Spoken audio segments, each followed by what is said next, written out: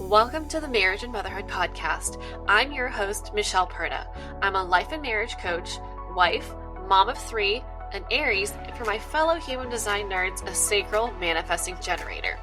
This podcast is for women who want to be happier in their marriage as they navigate their journey through motherhood, even if you're like me and you weren't shown how while growing up.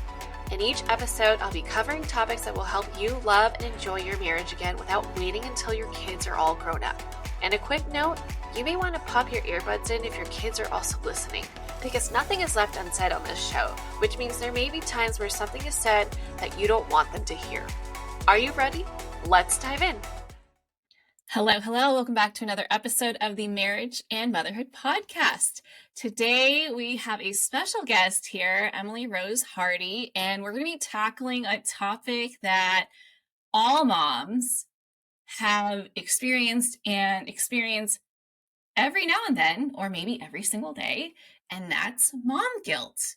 And I am really excited to talk about this because it comes up so hard sometimes, and it could be debilitating. It could stop us from taking care of ourselves. It can stop us from enjoying our lives to the fullest that it can, or we can. And I think it's just important to talk about. So here's Emily Rose Hardy. She is a motherhood support coach, host of the Worthy Mother podcast, and mom of two little boys. She's on a mission to help moms reclaim their identities and free themselves from the pressures of motherhood. Emily is passionate about redefining what it means to be a mom and challenging the societal norms that contribute to feelings of mom guilt and shame for so many moms. Emily lives on the central coast of California with her husband and two young sons. Thank you so much for being here, Emily. I am so excited to be here. I'm a listener of the podcast and so excited to be a guest this week. Yeah, I was actually on Emily's podcast and that was such a fun time. So if you haven't checked out her podcast yet, please go there. You will not regret it. It is such a great podcast to help you feel seen and supported as a mother and as a woman, because that part's important too, right? So anyway, can you share with us how old your kids are and what you do exactly? Like, what does it mean to be a motherhood support coach? Yes, well, my kids are 4.5 and my baby just turned 2, which is, it's nutty. I'm like, you're a tiny baby. You should be a newborn still. But I'm in the thick of toddlerhood and all of that. And I am also a motherhood support coach. So I work with moms to really help them feel good in both motherhood and just in life as a mother, right? Because there's kind of the two pieces to it. There's the feeling good and how we exist as a mother, but there's also this whole part of us that exists beyond that role. And so we work on, I do one-to-one coaching with moms. We work on a lot of things with just understanding maybe why we're feeling mom guilt, or setting boundaries, or really allowing ourselves to be self-compassionate, things like that. So really anything that a mom is struggling with, we can kind of tackle through mindset work and all that good stuff. So that is what I do. I also host the Worthy Mother podcast, like you were saying. And I really just, my mission is to have conversations about motherhood, the motherhood experience, the things we experience. It's not about parenting. It's not about it's not about like the being a mom in terms of like how we interact with our kids and things like that necessarily, but really about understanding how the world we live in impacts our experiences and using that knowledge to change the way we experience it all. Yes, I love that so much. Like, just like this podcast is called Marriage and Motherhood, but we don't talk about how you should be parenting. Like, there are plenty of other amazing resources out there for that. But between Emily and I, like, our podcasts are for you, like, for your experience as a woman who happened to be a mom, okay? Because that person should and always come first. So, what led you to become a motherhood support coach? I love this question. I was asked this the other day and just reflecting on it. It's such a wild thing looking back on our lives and how we got to where we are. Um, so I really had dealt with some mental health things all my life. I was that anxious kid growing up, um, in college, dealt with anxiety. When I had my first son, I was 23. It was unexpected. I we made it work, and it all was great. But I had some of those mental health things come up for me a little bit more. And as I progressed through that, the pandemic happened. Just a lot happened in the world. And then had my second son, and anxiety hit me like a ton of bricks. And I really had to address it, and luckily did address it. And it kind of set me off on this journey of self discovery and really exploring what I'm passionate about. And eventually, I was on maternity leave from my teaching job. I was a teacher at the time. And maternity leave went into summer, and I was just feeling like, okay, I need to do something for me. And I ended up starting a blog just for fun about motherhood. And it was that opened this door to this whole new world of supporting moms and really using the skills I have as a teacher to educate moms, to coach moms, and to do just all this work in allowing moms to have experiences that I didn't necessarily have when I became a mom. So I don't just work with new moms, but it's really from the experience I had where I didn't feel like I had support, even though I had an incredibly supportive family, an incredibly supportive partner. I had a ton of support, right? Like I had great doctors, great everything, lactation consultants. But as a person, as me, I wasn't getting the support that I needed to be able to get on top of my mental health before there were issues. I wasn't able to really embrace my identity as a person outside of the role of mother in a way that was conducive to living a happy life until I really went on this exploration journey. But I really want to help moms with those kind of issues and just all of that. And it's really stems from my story and from my experiences, and that's kind of how I got to where I am now. Yeah, I love that. There's something about the transition of becoming a mom that just turns our world upside down. And it's a shame that standardized care only goes up until what, like until you have the baby, and then 6 weeks later they do a check on you, like, okay, goodbye. They like have you fill out a questionnaire, but it's like, okay, Mhm. like, no, I don't have thoughts of hurting myself or hurting the baby. And then it's just like, that's not real. Like, there's more to it than that. There are things that are less severe that really negatively impact our lives and experience as a woman, as a mom, as a wife. And I'm so glad that there are people out there like you who are like, hey, it's almost like you're like a doula, but not about the the caring of the child, but more so like a long-term sustainable, like, hey, this is what you can start doing for yourself going forward as a mom. These are the realities, and how best do you want to like move forward with this? Like, what could be a great way for you to stay true to yourself and thrive as a mother? Absolutely.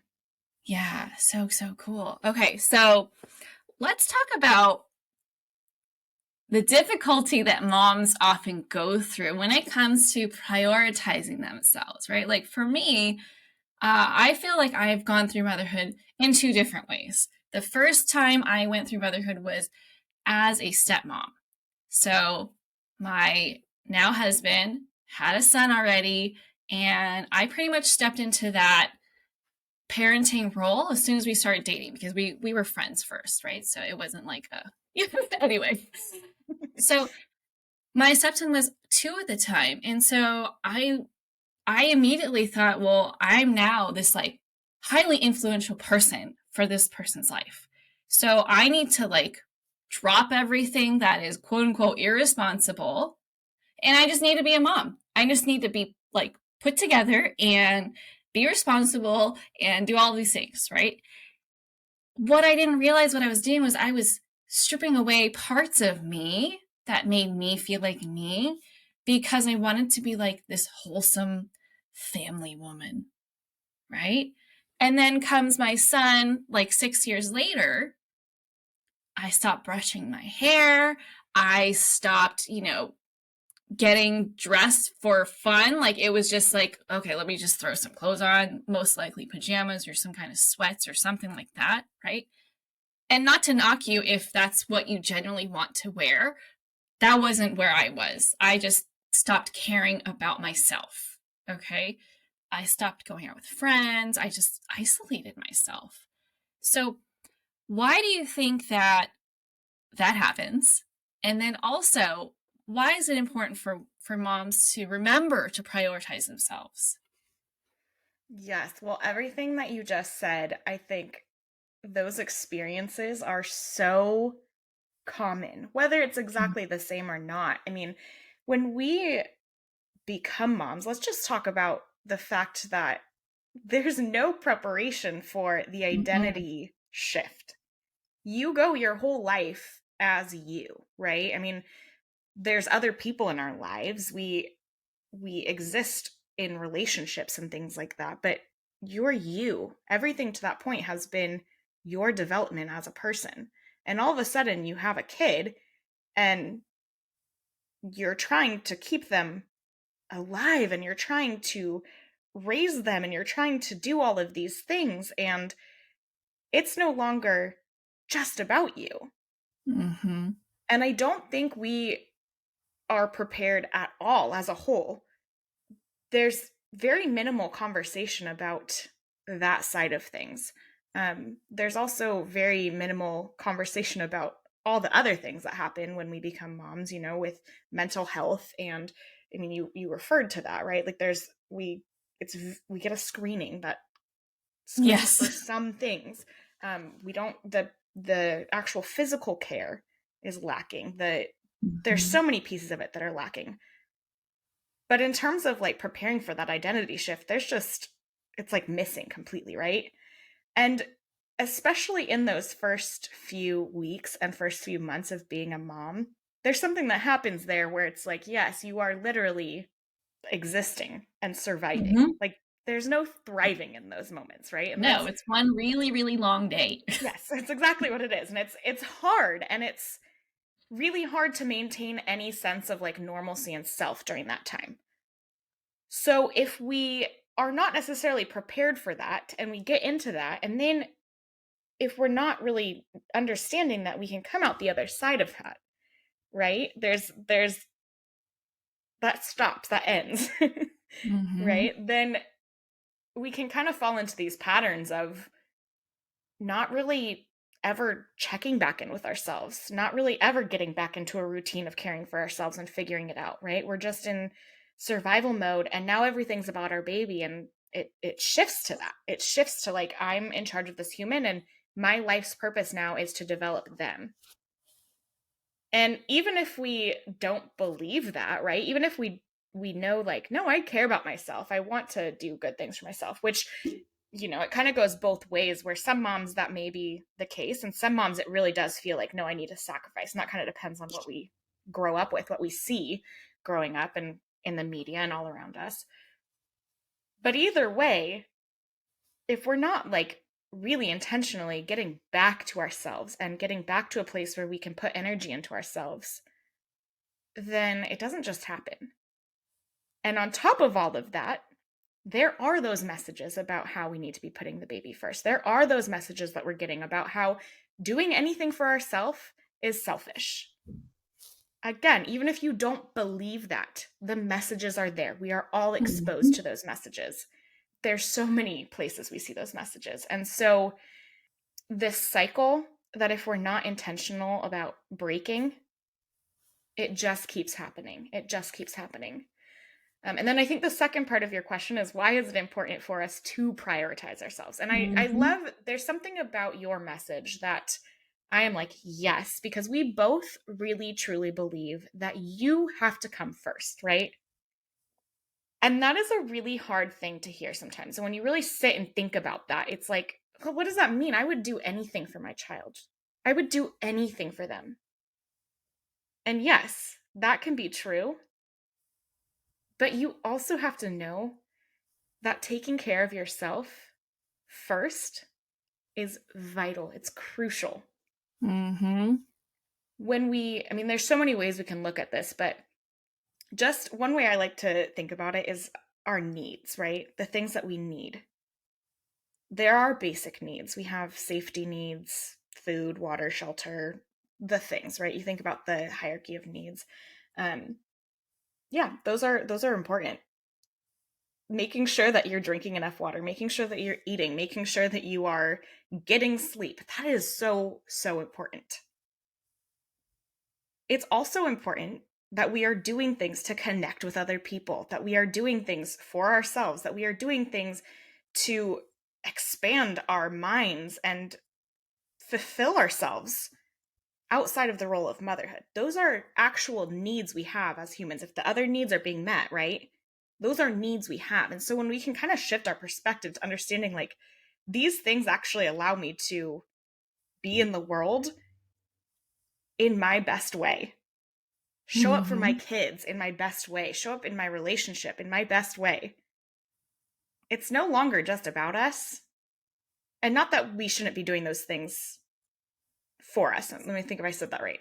But we should do it for ourselves. We can do it for ourselves. Yes. But it Yes. also benefits everybody else. And so Yeah. I think that is such an important thing to really internalize.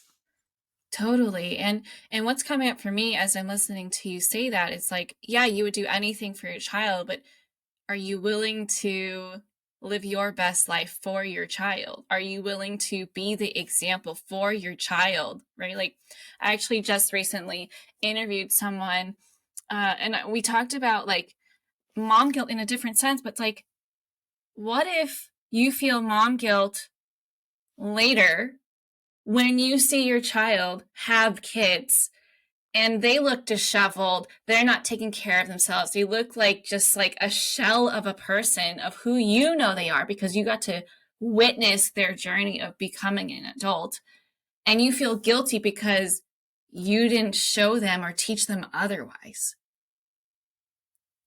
right? Like mom guilt or any kind of guilt, any kind of, you know, any kind of way of being intentional is about thinking about long term. What's the impact of what I'm doing today? The decisions that I'm making today? Am I going to regret it or not? Right? It's kind of like short term pain for long term gain. Like, yes, it might feel bad to feel that mom guilt of taking care of yourself. But as the adult in the situation, are you going to be satisfied with the reason why you're doing that? With how it's going to play out? Yeah, it's really powerful. I find just a powerful way to look at it is thinking about ourselves as our children, because we Mm-hmm. all were kids, and again, we've lived our lives to this point as these individual people that have meaning and value, just like our kids. If you think your kids are valuable humans, right? You think they are worth something in this world, then acknowledging that for yourself as a child shouldn't be that too much of a stretch. And again, it doesn't, if you have kids when you are 20, 30, 40, whatever it is, right? It doesn't just stop right there. And we don't want for our children that we're developing them, we're doing all these things for them, we are putting our energy and time into growing them as these incredible people who are going to go out there and change the world in their small ways, and then they have kids and it's done. Like Right. that doesn't make sense. And if we can think about that, it's like, yeah, that doesn't make sense. That really doesn't make sense. And so it really is so impactful to think of it that way. I mean, however we can I always say, taking care of ourselves for ourselves is the goal. That's the most important thing.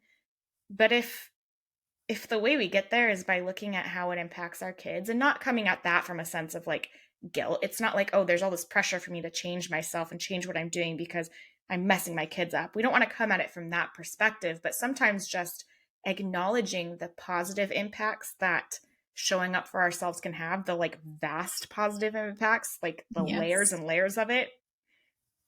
It's really a good way to start for moms who do feel that mom guilt doing things for themselves. Absolutely. And like, what better way than to start enjoying your experience and have that trickle down effect, that ripple effect of your child then knowing how to care for themselves. Like, I can't tell you how many of my clients are like, I don't know what I need for self-care. What does that look like? Or I don't know how to set boundaries for myself. And I'm like, wow, like this in itself is a pandemic. Like, that is not okay. Yes. Right? That is clearly not okay. Not that I learned about it either, right?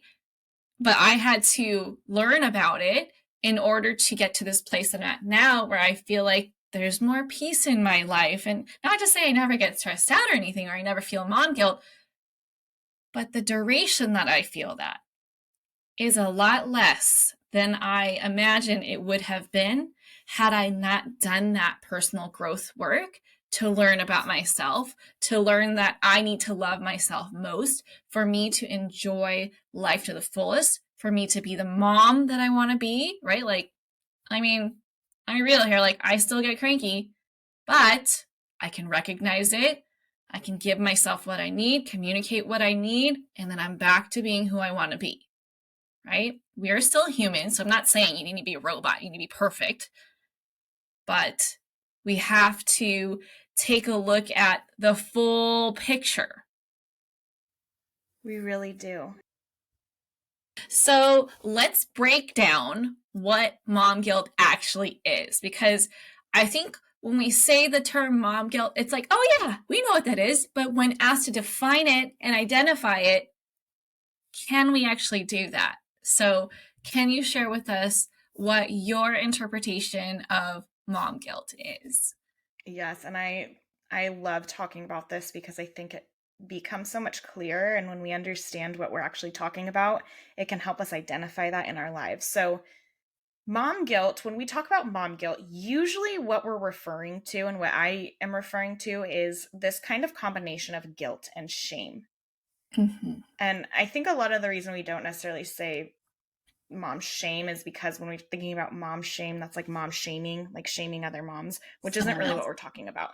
So mom guilt is this combination of guilt and shame. And what guilt is, right, is when you feel like you've done something wrong or not to the standard that you want to do it or something like that. We think about in a criminal trial, if someone is guilty for something, or if they're showing guilt, they're showing that they feel guilt, then they are showing remorse for that. They understand that they did something wrong. They know they did something wrong.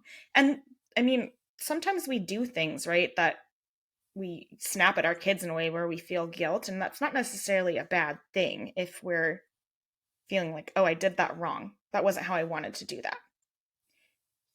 But it can kind of shift into shame when we start to make that mean something about ourselves. I'm a bad mom. I'm a terrible mom because I just snapped at my kids. I'm a terrible mom because I keep snapping at my kids. I just am a hot mess. Just whatever the thoughts are, these kind of shame spirals that can come when we take that guilt and make it mean something about us. What often happens with mom guilt, when we're talking about mom guilt, it's that the guilt, the feeling like you've done something wrong, a lot of times is to external standards, not necessarily our own standards. So, for that example of snapping at your kids, you might feel guilt, and it may be because you have a standard for yourself that is to show up with patience and care and kindness or whatever, right? However, it may also be an external standard of moms don't snap at their kids. Do you believe that? Do you actually believe that? Maybe not. But the external standard that you're holding yourself to is that good moms don't snap at their kids. So that mom guilt might be coming from a place of, okay, I feel bad about this, or it might be coming from a place of, I feel bad that I'm not a good mom. And so it's really important that we kind of see all those pieces of what happens when we feel that guilt, that mom guilt, that shame. That there's Yeah. a lot of layers to it of like, where's this coming from? And understanding our relationship with that feeling is so key to getting around it and just to accepting why it happens in the first place. Yeah, definitely. And there's so much mom guilt, like scenarios that have been painted for us. Like, you should feel mom guilt when this happens, right? Not that it's like explicitly said like that, but we get that. Like, we pick up on those subtle messages that are out there. Like, there was a time where they said breast is best. Thankfully, now it says fed is best, right? So there's mom guilt right there. Like, if you can't nurse your child, or if you choose not to, you're the worst. It's like, I call bullshit. Like, I feel like everyone is in a different situation. They get to have their own reasons. And if that's what helps them, be their best, then that's what they should be allowed to do, so long as the child is not harmed. Like, that's the bare minimum, is like, is the child safe? Cool. We're good. Right? Like, and there's just so much out there that contradicts things that are being done, right? Like, oh my God, what kind of mom are you sending your child to daycare for someone else to raise? What kind of mom are you to keep your child at home and not socialize them? Like, what? Who are you to judge?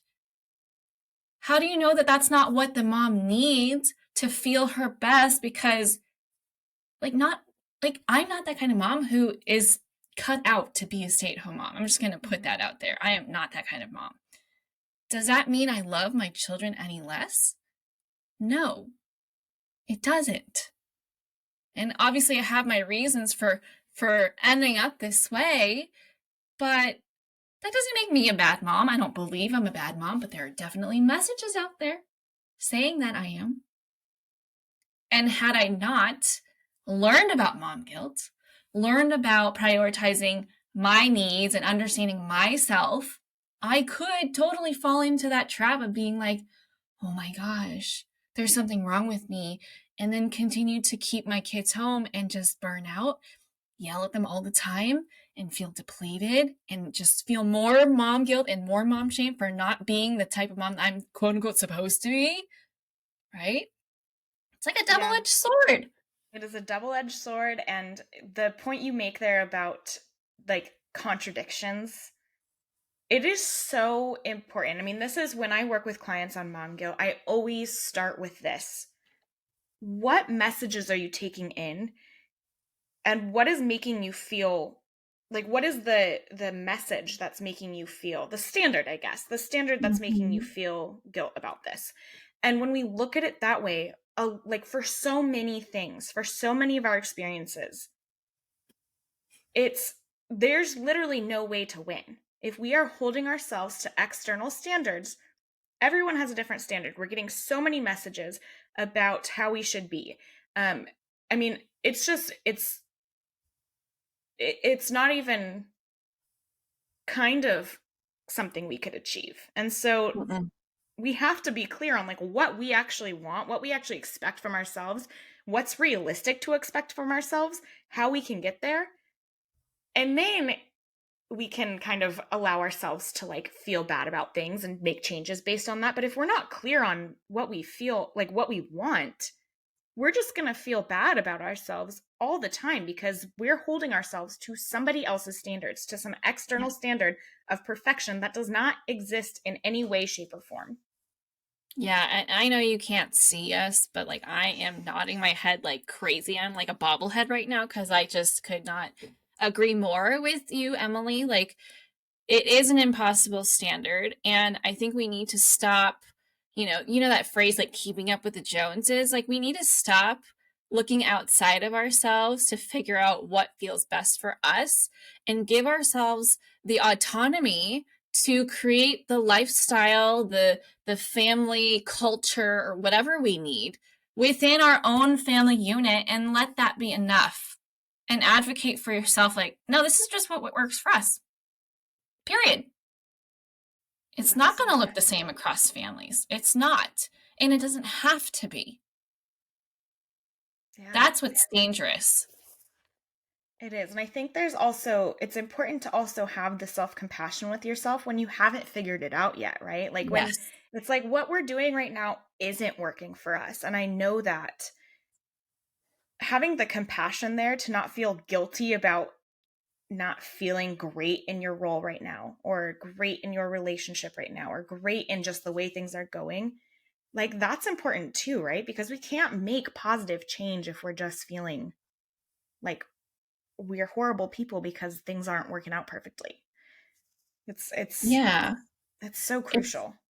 It is. It is really crucial. And, just because it's really easy to offer your kids compassion than it is yourself for whatever reason. Maybe it's because it's our generation where we weren't really taught how to be compassionate and we are more criticized growing up, or, like where external validation really, really mattered a lot. Whereas we're turning the tides here and we're shifting it towards internal validation.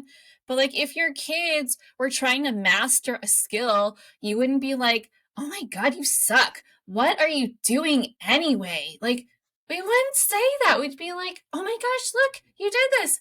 Good job for trying. That was amazing effort. Like you're praising their effort and their persistence and their passion and whatever it is that there is to praise. Offer yourself that same level of compassion and humanity and humility, right? There's a sense of humility that belongs there too, because if you feel like you need to hold yourself up to perfection, are you saying that you're perfect? Like, because if you are, let's remember that you're human, and with being human, we make mistakes. That is like what it means to be human. We are flawed. Yeah.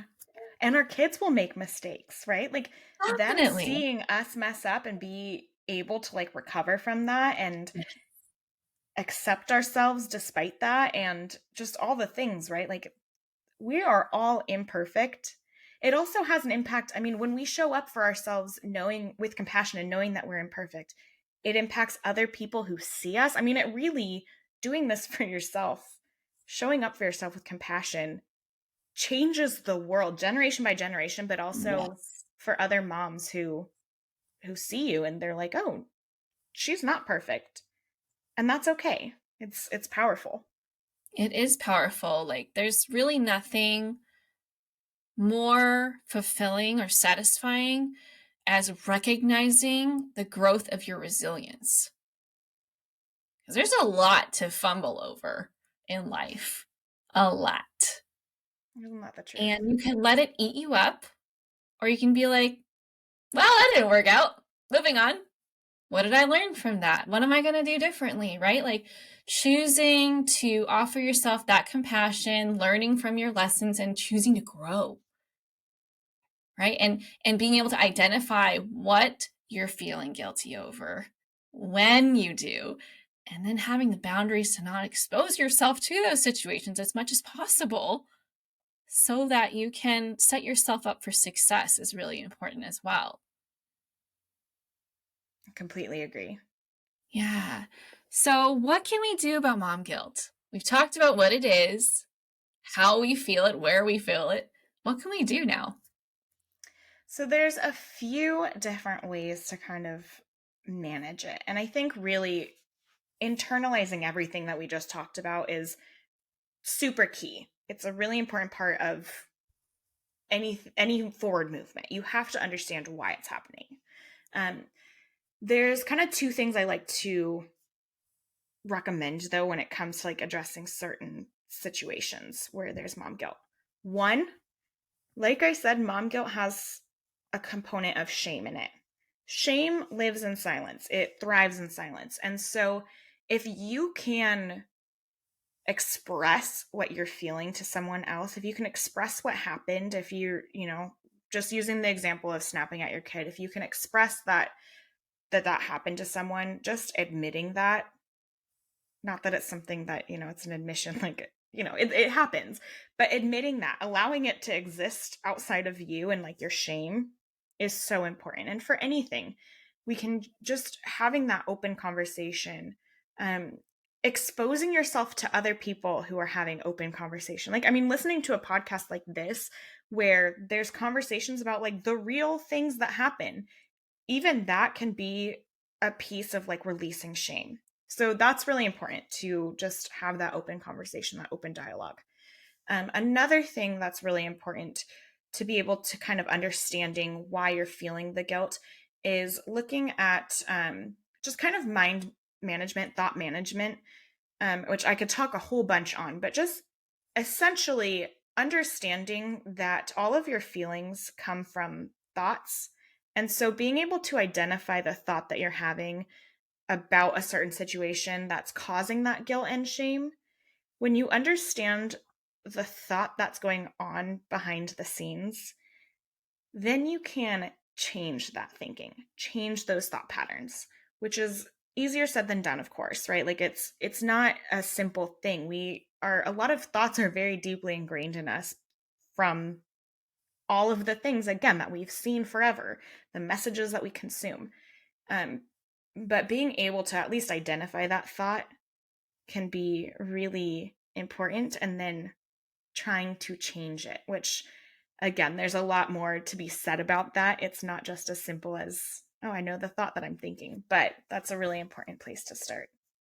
Definitely. And there is a lot more to it. And this is not to say you need to like do toxic positivity where it's like, oh, I Yes. think I'm a terrible mom, I should just say that I'm a great mom. It's like, okay, well, you can, but if you don't believe it and there's nothing like that's going along with it and you're just trying to convince yourself, then you're going to want support with that. And sharing things like, when it comes to shame, like if you're not familiar with Brene Brown, go check her out. Yes. She studies shame. She's a wonderful researcher in regards to the topic of shame. I think she has a special on Netflix. I believe it's still up, so go check that out. Talking about it really does take the power away from the shame. And shame is the lowest vibration you can feel when it comes to, the chart of how we feel. They all have different vibrations to it. Obviously, happiness, contentment is very high. Shame is the lowest. Okay. When discussing shame, make sure you are discussing it with someone you feel safe and you trust. Absolutely. Okay. Because there are people out there who are in a worse place than you and just want to take you down with them because misery loves company. Make sure that you're sharing it with someone who can really hold space for you and tell you and reflect back to you who you actually are, not who you are currently believing you are. Okay? So I just want to throw that out there, because talking about it, great. Be selective. Use discernment with who you talk about it with. Okay? 100%. It's kind of, as you said, having boundaries with what's coming in. It's also having boundaries with who you choose to share with, and being aware of where you're getting messages and where you're, what is causing that shame to kind of continue cycling, making sure that you're not, amplifying those things. Absolutely, absolutely. Well, I have loved this conversation. I literally could talk to you 4 hours. And I felt like this is the same. Yeah, this is the same for when I was on her show. But to respect the listeners' time, because I know this is getting long, and even though it's an amazing and important topic to cover, I want to make sure that people know how to connect with you. Yes, well, I am on Instagram at Honestly Emily Rose, and I love connecting there. You can find information about all of the work that I do.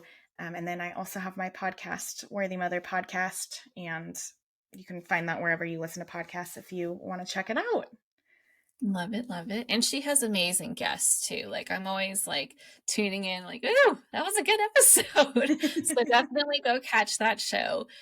And how can people work with you? I heard you say clients. So can you share with us in what ways you work with people and how they can find out more?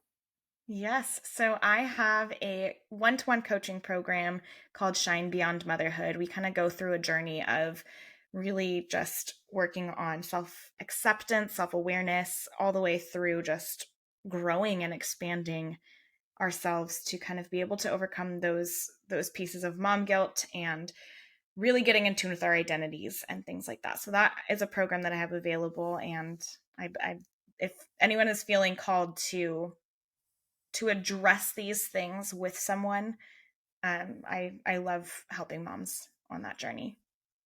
Love it. Love it. All right. So for fun, I love to ask guests questions so that our listeners can get to know you better. Are you ready? I am as ready as I'll be. All right. So I am a foodie, so I love to ask guests, what's a food you can eat every day and never get sick of? Okay. Well, I will say if I ate this every day, I would definitely get heartburn a lot, but I love myself a bean rice and cheese burrito with guac and jalapenos. Like, Okay. yeah, with a lot of jalapenos. Oh, you like I it could probably eat that. spicy? Yeah, I could probably eat that every day. Yeah. So are these jalapenos pickled or fresh? On my burritos, I like them pickled. Yeah. There's other places for fresh jalapenos, but I'm like all about like a good soft pickled jalapeno on the Something burrito. about the Oh, I'm hungry. acidity. I'm gonna need to go get one. I love it. All right. So we talked about mom guilt and how addressing that is actually a form of self-care. So along that same vein, what's your favorite thing to do for self-care? Okay, well, I have found since becoming a mother that I need me time. Mm-hmm. And so, kind of my general answer is making sure that every single day I have time for me. And Yes. some days that's really hard. I really have created a lifestyle where that happens pretty much every day. But some days it's hard, and in that case, sometimes I'll pop in a headphone or both headphones, kind of drown out the noise while the kids are doing something they're occupied, and listen to podcasts, things like that. But definitely getting that me time I have to get it. Yes, it makes such a huge difference. Like when I have mornings where I can dedicate even 10, 20, 30 minutes to myself before anyone else is awake, it's so different. Like when I go wake them up, it's like, good morning, like versus like, okay, time to get up and go to school. Like, let's go, right? Let's hurry up and eat breakfast. Like it is so, so different. The different versions of me, depending on how much I care for myself. It is kind of scary. I feel it.